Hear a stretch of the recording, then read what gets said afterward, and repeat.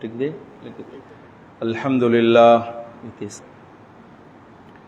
الحمدللہ نحمده ونستعینه ونستغفره ونؤمن به ونتوکل علیه ونعوذ بالله من شرور انفسنا ومن سیئات اعمالنا من يهده الله فلا مضل له ومن يضلل فلا هادي له واشهد ان لا اله الا الله وحده لا شريك له واشهد ان محمدا عبده ورسوله اما بعد فاعوذ بالله من الشيطان الرجيم بسم الله الرحمن الرحيم ما كان لأهل المدينة ومن حولها من الأعراب أن يتخلفوا عن رسول الله ولا يرغبوا بأنفسهم عن نفسه ذلك لأنهم لا يصيبهم ظمأ ولا نصب ولا مخمصة في سبيل الله إلا كتب لهم به عمل صالح ولا يطؤون موت أن يغيظوا الكفار ولا ينالون من عدو نيلا إن الله لا يضيع أجر المحسنين اللهم صل على سيدنا محمد وعلى آل سيدنا محمد وبارك وسلم تسليما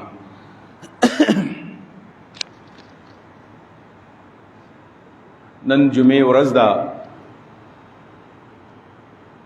او عجیب صورتحال خدا ده چې یو طرف ته د يهوديانو او د اسرائیلو چې کوم ظلم دی او بربریت دی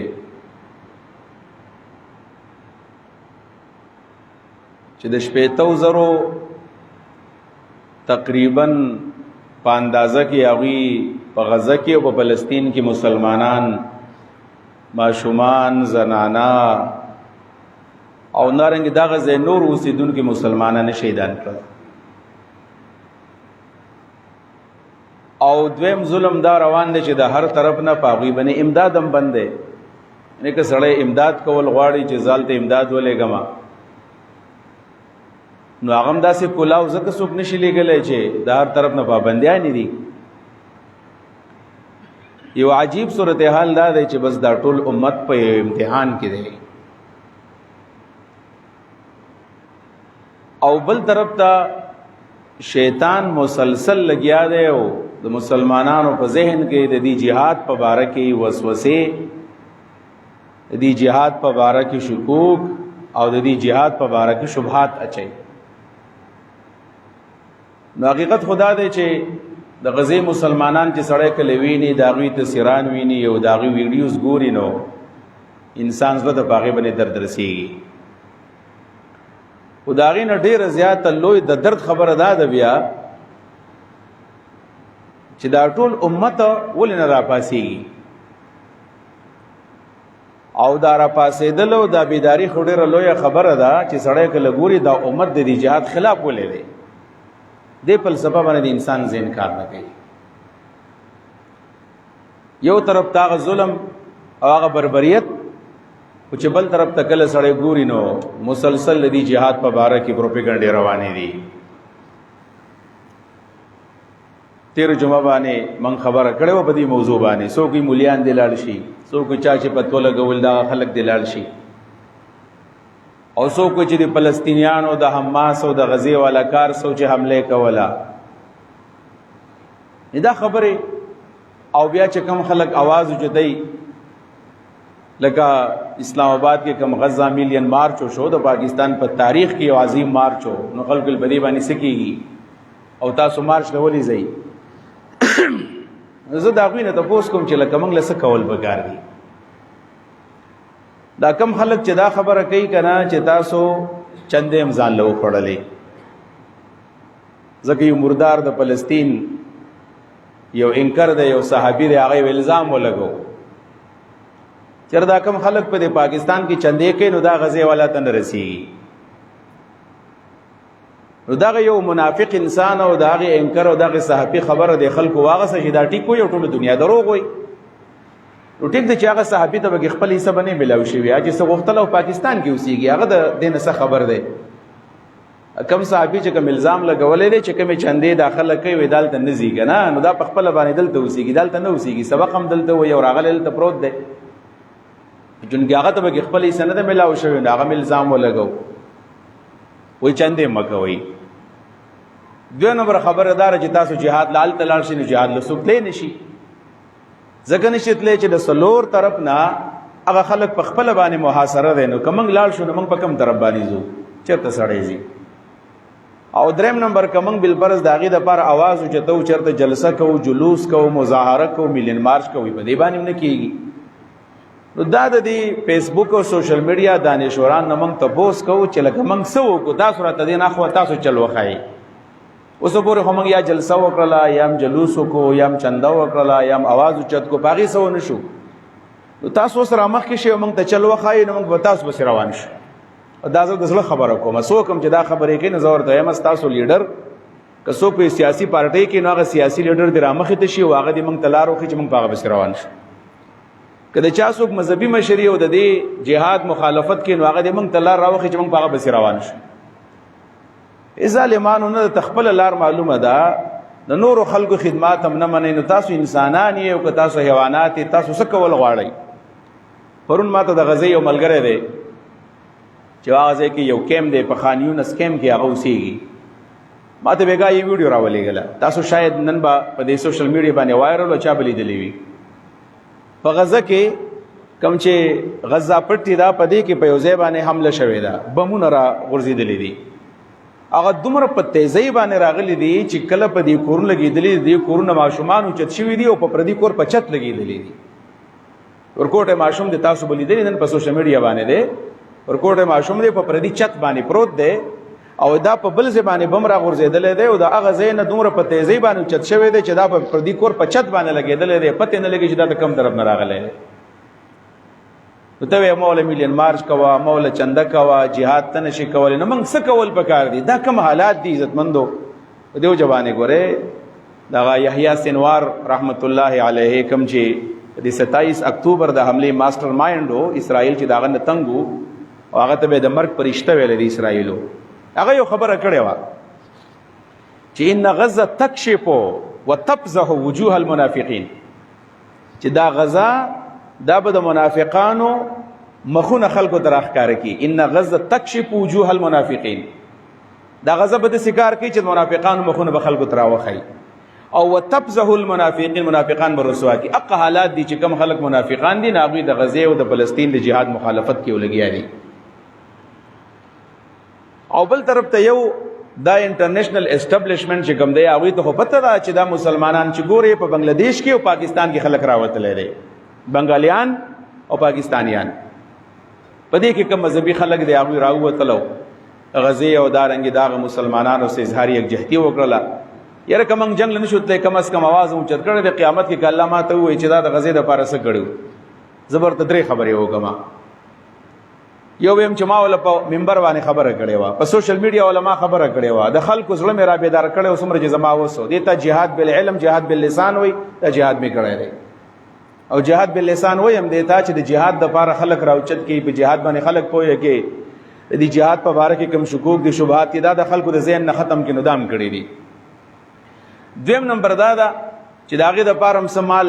چانم پیسې راغستې دي چاته اپیل کړ دې مالی جهاد کې میسسنه ساغستې ده په خپل باندې لګي د خلکو نډېرې ماغستې دي او لګلو کوشش هم کړی دی دوشوي او دریم نمبر خبردار چې د هغې د غزې د مظلومینو دپاره د اظهار یکجهتۍ دپاره پېښور او اسلام آباد او تیمرګرې ته راوتي او آواز هم اوچت کړی دی دغه زما وسو پاتې شو هغه اوس چې هلته جهاد له تلل نو هغه موقع نشته دی او که اوس هم بالفرض دا موقع چېرته وي نو موږ به ځو هغه ځای ته تېره جمعه کې ما خبره کړې وه جهلم کې چې هغه یو صاحب ویلي و که نه ویل دا مولیان که څوک ځي ما له وایي تاسو پاسپورټونه راوړئ 100 کسان ویل زه په خپلو پیسو باندې فلسطین ته ولېږم نو هغه هلک راوړل هغه پاسپورټونه یې ورته حواله کړل موږ راغلي یو ویل ته چېرته موږ ولېږه اوس پته هم نه لګېدله په دې وجه باندې دا د منافقت ژوند ګورئ عزتمندو مسلمانانو دې نه ځان ساتل پکار د موږ کوم طرف ته روان یو د هغې کله چې انټرنیشنل اسټبلیشمنټ او یورپ او امریکا او اسرائیل وکتل چې دا امت که دا په پاکستان کې اوسېږي او که دا په هندوستان کې دی او عرب دنیا خاصې موده ده عرب دنیا خوده ده تاسو وکتل اردنیان وده دي مصریان وده دي سعودیان وده دي دوبۍ والا خو پې خرڅ دي دا څومره چې عرب دي نو دا خو ښه د ناغرضو ګولۍ اچولې دي او په ګاونډ کې ورته ډزې کېږي او پروا یې نشته دی چېره په دې خلکو باندې ظلم کېږي خو دا زمونږ پښتانه یا پنجابیان یعنې منګالیان او یا هندوستانیان پاکستانیان دا خلک راووتل او د هغې په اواز کې اواز میلاو کړو د هغوی سره اظهار یکجهتي وکړل او میلیون مارچونه یې وکړل تاسو وکتل دغه میلیون مارچ په انټرنیشنل میډیا باندې راغللې الجزیره او دارنګې کم چې نور د بی بی سی او کم غټ غټ چینل وې په هغې باندې خلکو وکتل چې د پاکستان خلک بیدار دی او د غزې دپاره اواز اوچتی نو تاسو وکتل دا پلګام کې چې دا کومه مسله اول ورځ راغله مقبوضه کشمیر کې چې هغه ځای ته سیاحین راغلي دي یو ځای بل ځنه خلک راغلي دي ټورسټ او په دې دوران کې څه کسان را پاسېدلي دي او د خلکو پاسپورټونه چیک کوي او د خلکو کارډونه ګوري چې ته مسلمان یې که هندو یې کسي کې چې کوم پکې هندو دی نو هغه ولي عوام خلک پرېږدي دا یو لوبه جوړه شوله او د هغې نه وروسته هندوستان په وجد کې راغی او ویل چې بس څومره پاکستانیان په هندوستان کې دي تاسو موځئ او پاکستان ته بس تھریټس میلاو شو چې پاکستان باندې موږ حمله کوو او هغوی خپل سرحدات هم سیل کړل او د پاکستان سره خپل تعلقات هم خراب کړل او موږ په پاکستان باندې حمله کوو او دا الزام په پاکستان باندې ولګو چې په پلګام کې چې کوم هندوان چا ووجل نو دا پاکستانو وجل دي پاکستان انکار وکړو دا غي نه موږ نه دی وجلی دا خلک دا موږ نه دی کړی د حالات ولې جوړ شو معلومیږي دا چې دا کم حالات جوړ شو خطرناک چلته انډیا راوچته شوله بیګا پاکستان اعلان وکړو چې موږ هر قسم جوابي کاروایم کولی شو او خو مضبوط جواب یې ولا ورکو بلکې د هغوی پروازونه هم کینسل کړل ویل چې زمونږ ایر سپیس دی او کوم زمونږ هوایي لار ده په دې باندې به هندوستان جاز باندې راځي د هندوستان جازونه چې کله امریکې ته او یورپ ته ځي نو په پاکستان باندې 2.5 غنټې هغوی په هوا باندې ګرځي هغې وله بند کړل تقریبا یورپ ته د اندازې مطابق 70-80 فلایټونه روزانه دا د هندوستان نه بدله امریکې د هغې وله بند کړل 2-3 غنټې پورې د هغوی پروازونه کینسل شو معطل شو حالات کشیده شول نن ټول په دفتر کې په جماعت کې په حجره کې په سکول کې په مدرسه کې په هر ځای کې باز د څه شروع دی پاکستان او انډیا غزه پاتې شوله دې حالاتو باندې سوچ کول پکار دي یقینا چې مونږه د هر قسم اختلافاتو باوجود د پاکستان د حکومت سره اختلاف ته او د چا سره سیاسي پارټو سره خو د پاکستان په حفاظت کې مونږ خبر برابر یو د پاکستان د افواج سره د افواج پاکستان سره دارنګ د پاکستان د عوامو سره او د پاکستان د خطې سره او د پاکستان د ځمکې سره او د پاکستان په وفا کې مونږ ټول یو بیا زمونږ وطن دی زمونږ شپې دلته دي زمونږ ورځې دلته دي زمونږ تعلیم دلته دی زمونږ بچپن دلته تیر شو زمونږ آبا او اجداد په دې ځای کې اخلي دا زمونږ وطن دی او د دې حفاظت په موږ لازم دی د هندوانو د موږ نه پرېږدو او دا حالات جوړ ولې شول دا حالات په دې بنیاد باندې جوړ شول چې څه اواز په دې ځای کې چا اوچته و د حافظ نعیم الرحمن په شان خلک ځوانان پکې وو چې هغوی د اواز اوچت کو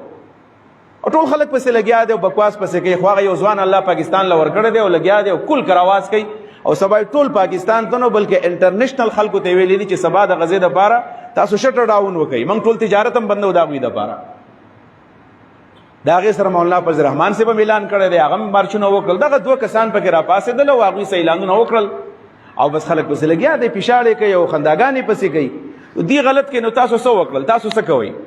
او من خدا سوشل میډیا ګورو د پاکستان هم خلاف دي خلک لګیا دي هندوان د پر پوسټونه کوي کوم خبره ټیک د موږ نه خوارو پر خطا دی چې دا په پاکستان دا څه چل شوی دی پاکستان په عوامو د څه شوی دي دا کوم طرف ته موږ روان یو دا بنیادی طور باندې هغه حدیث ماته را یادېږي چې رسول الله صلی الله علیه وسلم فرمایي چې کله تاسو jihad پرېږدوئ که نه اذا ترکتم الجهاد چې کله تاسو جهاد پرېږدئ نو الله رب العالمین به په تاسو باندې ذلت به باندې مسلط کی، ذلیل بشئ. صلت الله علیکم الذل، الله به باندې ذلت او ذلیل بشئ، خوار بشئ. او الله رب العالمین پر نبی علیہ الصلوۃ والسلام فرمایي په خپل مینس کې به تاسو په جنگونه باندې ورشئ. نن ګورئ نن څه صورت حال دی. په دې بنیاد باندې عزتمندو خپل سوچ خپل فکر دا برابرول پکار دي، خاص کر دا کم د فلسطین او د غزې چې کم مظلومین دي، څومره چې زمونږ وس کېږي چې د هغوی سره موږ هر قسمه تعاون وکړو، د هغوی په اواز کې موږ خپل اواز اوچت کړو، د هغوی د اواز سره خپل اواز میلاو کړو، د هغوی سره اظهار یکجهتي موږ وکړو. او د هغې سره سره حقیقت دا دی چې په دې وخت کې موږ د غزې والا سره او د فلسطین والا سره صرف په 2 میدانونو باندې موږ حمایت کولی شو، تعاون سره کولی شو. یو تعاون دا کېږي چې موږ سره خپل مال هلته ولیږو. په غزې کې حقیقت دا د ګرانۍ ډېره زیاته ده. یو روټۍ په $1.5 باندې او په $1 باندې روټۍ کېږي. دا صورتحال دی په غزې کې. الحمدلله زمونږ مسلمانانو زمونږ پاکستانو هغوی تعاون هم کو. بیګا زما سه میلمه ناستو مدرسې ته راغلی و، او د عمان نه راغلی، عمان نه. هغه ماته ویلو چې په عمان کې د جمعې په ورځ باندې په جوماتونو کې باقاعده سرکاري اعلانونه کېږي او باقاعده بکسونه ګرځېږي او په جمعه کې چاندي کېږي باقاعده او بیا لیکي غزې ته. ما خیال دا و که زمونږ د پاکستانیان یوازې داسې تکړه دي او دوی به دا چندې مندې لیږي. وایي چې په عمان کې هلته خو چونکې دا ټول سیسټم د اوقافو خو د حکومت سره دی، نو باقاعده کوم چې خطیب د هغه اعلان وکړي او چنده راجمع شي او دا چندې ټیک ټاک لیږي. په بازارونو کې هم چندې کېږي، په جماعتونو کې هم کېږي او خلک ډېرې چندې ورکوي، عرب ډېرې چندې ورکوي. دا یوازې ما ته نه وي چې ما ته دا چندې لیږو، دا ټول خلک لګیا دی. دا د مسلمانانو ذمواري ده. او دا خو زمونږ امتحان شروع دی. امتحان عزتمندو ما چې کوم د سورت التوبه آیت ویلی و په دې باندې لږ ځان پویه کوو. کله چې مسلمانان د مدینې منورې تبوک ته لاړل او په تبوک کې تقریبا 1 میاشت پورې دغې شامیانو سره او دغې تبوکیانو سره جنگ لتلی و، بیا جنگ ونه شو او مسلمانان واپس راغلل روغ رمټ. او دا د نبی علیه الصلاۃ والسلام آخري غزا وه. خو دلته منافقان چې کوم هغوی جهاد له پخپله هم نه تلل او دویم دا چې کوم مجاهدین هلته تلي وو نو په هغې پسې به یې خبرې کولې، د هغوی په چندو پسې به یې خنداګانې کولې. صورته وده دې نه ډکه ده. چا به ډېره چنده ورکړل ویل دا ریاکار دی، او چې چا به لږه چنده ورکړل ویل په دې لږه چنده باندې تبوک نه ازادېږي. دا قسمه قسم الزامات او دا پیغورونه دا به صحابه کرامو ته کول. په دې حالاتو کې دا آیت راغی چې رسول الله صلی الله علیه وسلم د الله فرمایي چې ما کان لاهل المدینه ومن اهلها من الاعراب ان يتخلفوا عن رسول الله. نه د مدینې والا د پاره جایز دی او نه د باندې چانو د پاره جایز دی چې د نبی علیہ الصلوۃ والسلام نه پاتې شي او جهاد لاندل شي. ولا يرغبوا بانفسهم عن نفسه، او د پیغمبر صلی الله علیه وسلم په مقابله کې بخپل ځان سره مینه نه کوي بلکې د پیغمبر سره به ډېره مینه او د خپل ځان سره به لږه مینه. ذلك بانهم لا يصيبهم ظمأ ولا نسب ولا مخمسة في سبيل الله الا كتب لهم به عمل صالح. ودا ولې ځکه چې کدی خلکو د صحابه سره او د مجاهدینو سره تعاون کړی وي جانی تور باندې، یا یې سره مالی تعاون کړی وي، یا یې سره اخلاقی تعاون کړی وي، د هغوی په اواز کې اواز اوچت کړی وي، نو یاد ساتئ لا يصيبهم ظمأ ولا نسب ولا مخمسة في سبيل الله. ظمأ تندې ته ویلې کېږي، تندې ده. نسب تکاوت ته ستړیوالي ته ویلې کېږي او مخمسه لوږې ته ویلې کېږي. وی ګوره کم خلک چې هغه ځای له تللی دي او دوی ته د الله په لار کې تنده میلاو شي، د الله په لار کې ورته ستړیوالی میلاو شي، د الله په لار کې ورته لوږه میلاو شي، کتب لهم به عمل صالح. په دې تنده باندې، په دې لوږه باندې، په دې تکاوت باندې ورته باقاعده ثواب میلاویږي. یا زمونږ چې کله د دې غزې او دارنګې د فلسطین او د پاکستان او د مجاهدینو په باب کې او د هغې په باره کې د خیر کلمات کله ووایو منګه، د هغې په باره کې منګه لږه خپل ذهن کولاو کړو، د هغوی سره آواز میلاو کړو، په دې باندې الله موږ ته باقاعده ثواب راکړي. دا عبادت دی. او بیا نبی علیہ الصلوۃ والسلام فرمایي، الله تعالی نبی علیہ السلام ته فرمایي چې ولا یتؤون موطئا یغیظ الکفار،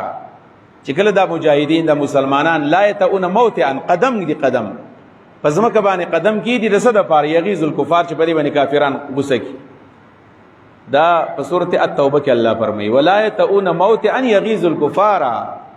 چې پزمکه باندې ګرځي د صد پاره چې کافران په دې باندې غوسه شي، کافران په غوسه شي. د پزمکه باندې خلک سره ګرځي، دا مظاهره ده، د میلیون مارچ ته، د چا په باره کې جلسه ده، جلوس ته، د اسرائیل او د امریکای د مرداباد आवाज وکي په دې باندې هغه خپکیږي، قاریږي پیګنه. تاسو نه ګورئ د میډیا ته نه ګورئ، دا اور په بل دی. دا کله چې مسلمانان راوځي الته هندستان لمقار ورشي، امریکای لمقار ورشي، په ټوله دنیا باندې دا جلوسونه مارچونه شرکیږي او په دې باندې هغه غوسه دا عبادت ته، دې ته موږ عبادت وایو. ته ورته ارسنو موږ ته عبادت وایو. لا یتون موتئا یغیظ الکفار. چې کله څوک راوځي سبا دا 26 تاریخ دی او په ټول پاکستان کې به ان شاء الله شر راون به یو خپل دکان بند کو او د خپل دکان نکور تراله او دا څومره قدم چې دکې خو دو دکان دی بند کو، دا غي نوی ډوراله او په دې کافر غوسه شنو، دا بستر الله ثواب درکې کنه. ثواب څه ته وایي؟ د مونږ په ټیم کې په مونږ باندې ثواب ملایويږي، د روزه په ټیم کې په روزه ثواب ملایويږي، د جهاد په ټیم کې به جهاد ثواب ملایويږي. او چې کله اسرائیل او امریکا او دشمن په څخه پکېږي دا کار تاو کو په دې باندې الله خوشاليږي کنه. ولا يتؤون موت ان يغيظ الكفار ولا ينالون من عدو نيلا. او د دشمن نسزمکا سمال س دولت نه حاصلې الا كتب لهم بعمل صالح. کبل فرض یو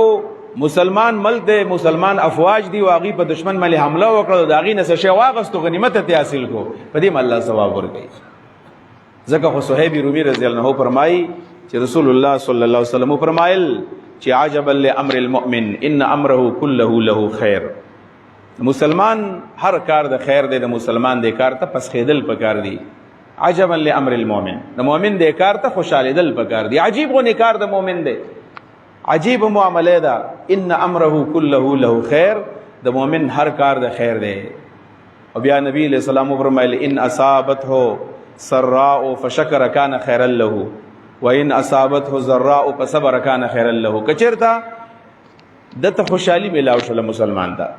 په دې خوشحالي باندې د الله تعالی شکر ادا کو، په دې الله تعالی د خیر ورکی، الله بوله ثواب ورکی، الله به خوشاله شي. او که مصیبت وته ورسېدو، ضرر وته ورسېدو، په دې ضرر باندې صبر وکړه، په دې باندې الله تعالی خوشاله شي. مؤمن هر کار د خیر او خیر دی. نو عزتمندو د رسول الله صلی الله علیه وسلم د ژوند په باره کې په سورۃ الاحزاب کې الله تعالی موږ ته فرمایي چې لقد کان لکم فی رسول الله اسوة حسنه لمن کان یرجو الله والیوم الاخر وذکر الله کثیرا. کم کسان چې الله مني،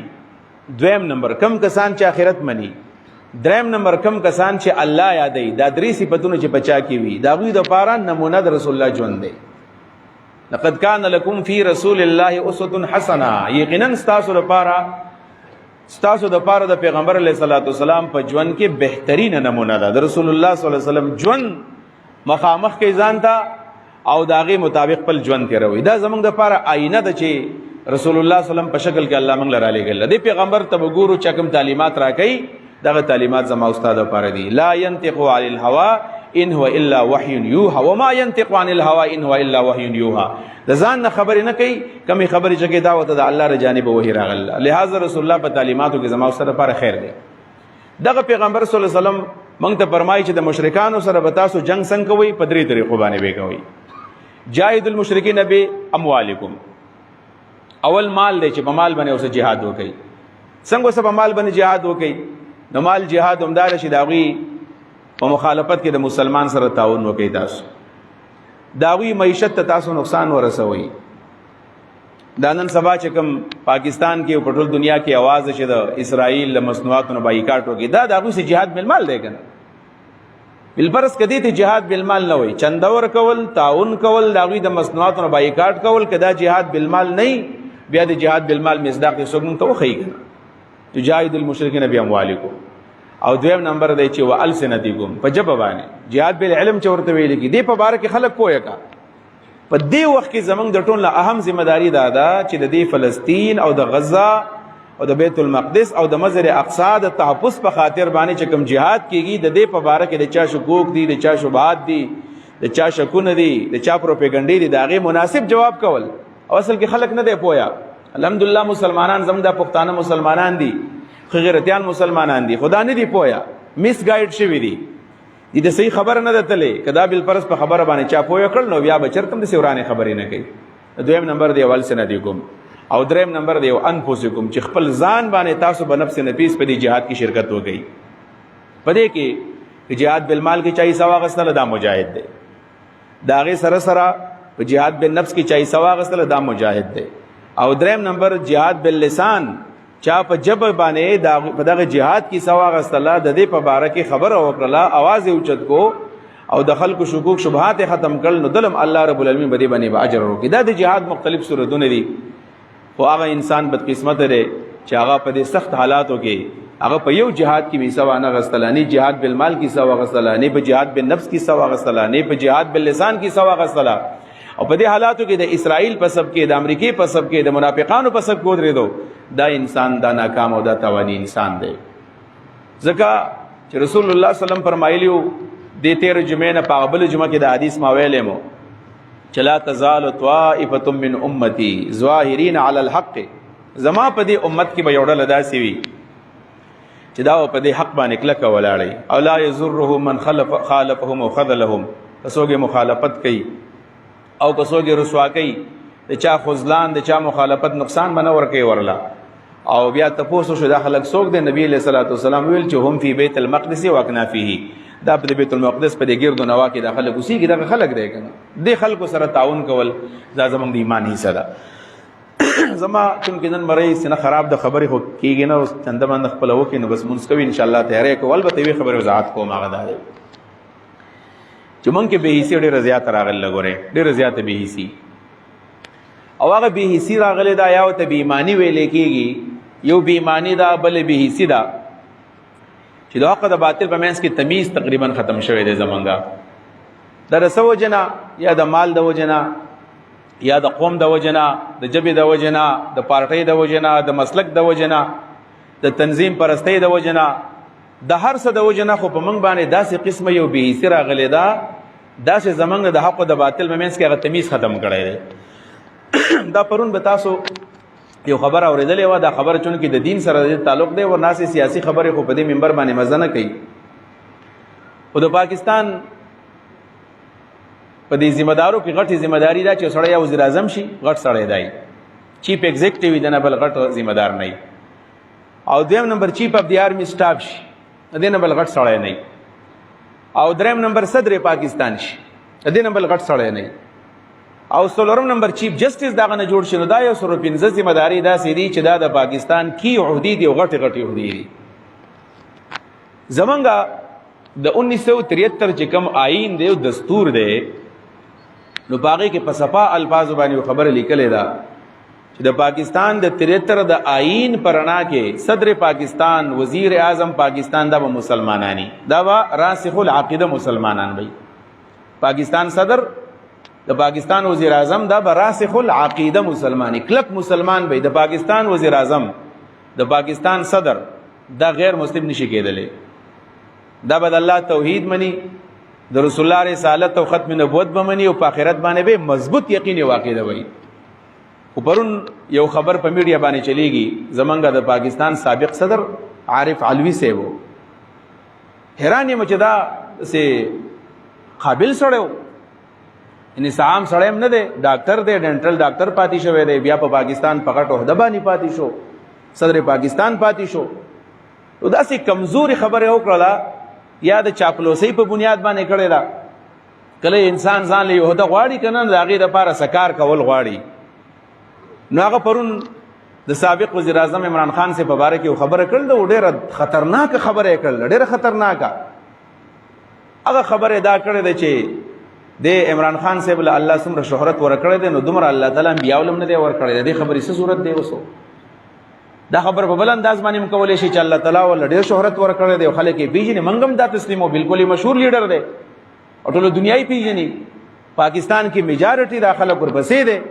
او دا خبره کول چې د انبیاو نه الله ډېر شهرت ورکړی دی، نو دا خبرې ما ته څه خطرناکې غوندې ښکاره کېږي. او دې خبرو په شا باندې بل څه شی موجود دی چېرته.